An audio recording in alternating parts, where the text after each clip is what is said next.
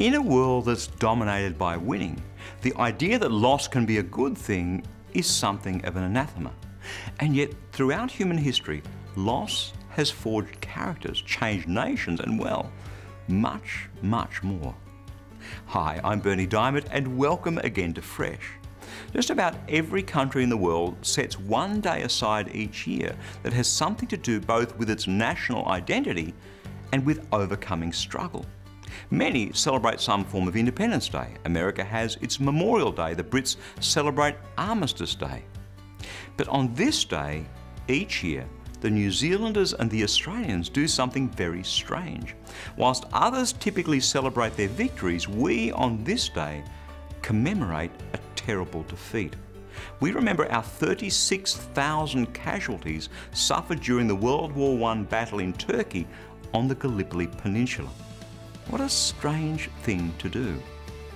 And yet this terrible loss speaks powerfully into the birth of two national identities.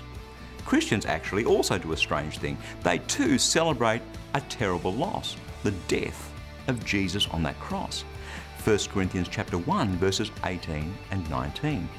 The teaching about the cross seems foolish to those who are lost, but to us who are being saved, it's the power of God, as the scriptures say. I will destroy the wisdom of the wise. I will confuse the understanding of the intelligent.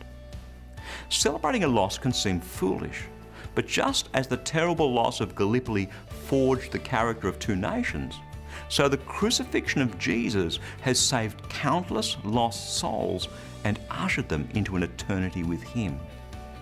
I don't know how you feel about Jesus' sacrifice on that cross for you, but it is the power to breathe new life into you. It is the power to save your soul.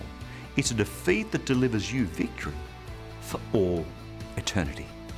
Jesus, that's God's word, fresh for you today. God's wisdom is often counterintuitive.